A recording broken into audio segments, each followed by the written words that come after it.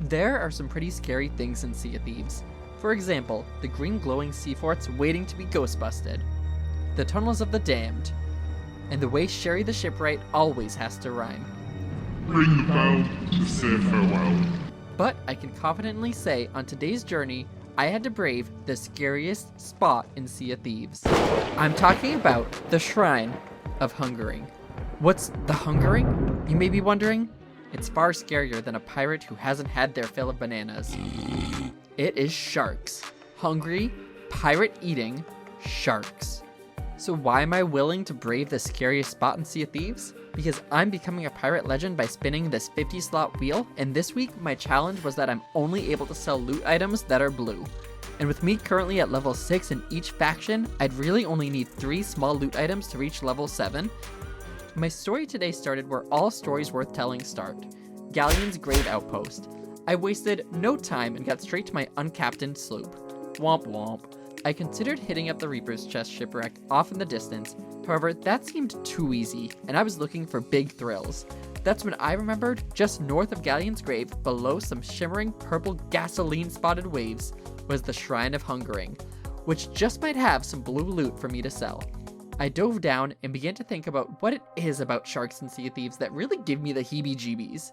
These sharks almost always attack from behind, and it's when they sneak up behind me that freaks me out so much.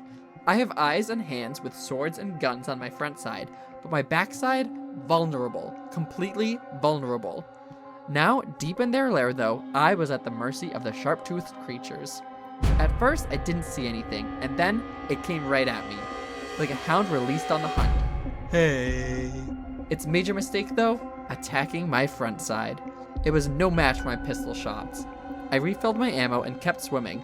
Another shark. Howdy. But the same mistake as the last one. It practically swam into my bullets. And just like that, the first round of sharks was clear. Now I could deal with what I found to be the easiest part of the shrine, the siren statue puzzle. Look at the wall clue, match the siren statue's arms, then sound the horn. And it took just a couple of seconds.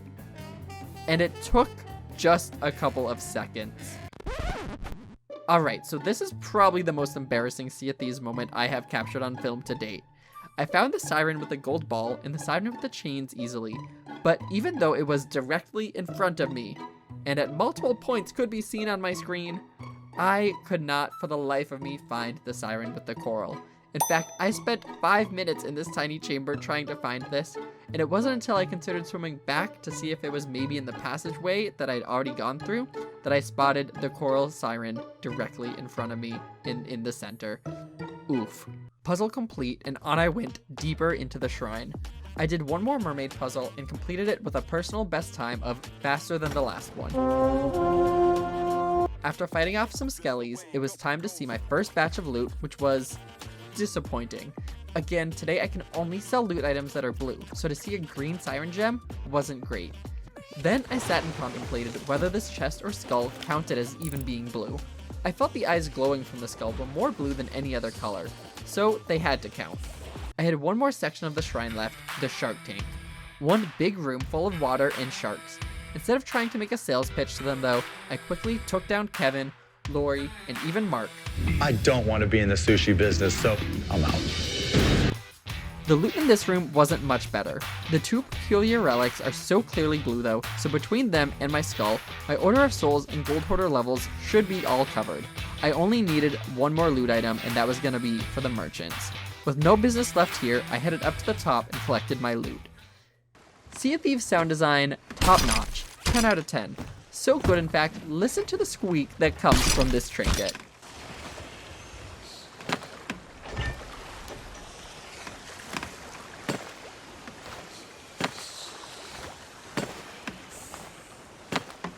Just your daily reminder to always grease your trinkets.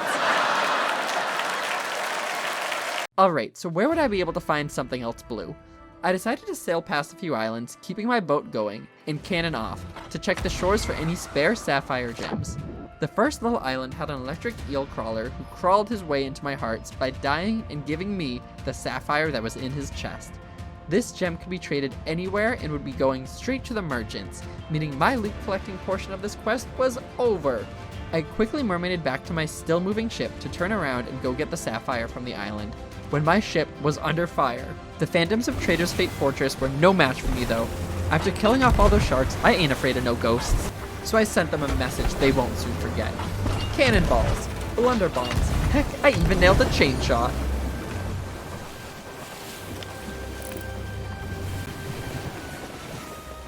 They had nothing on me. Having conquered not one, but 2 spooky Sea of Thieves things today, I got the Siren Gem, sailed to Galleon's grave, and made out like a thief. Order of Souls, you wanted a blue skull? Here you go. Gold Hoarders, you wanted some blue relics? Squeak squeak. And lastly, merchants got the Siren Gem. I had done it.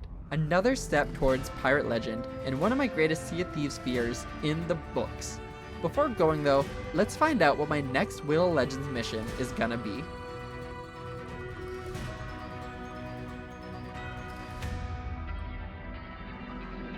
I can't leave an outpost. I'm sure this isn't gonna take long. Oh, it took long. All of this and more next time on the Wheel of Legends.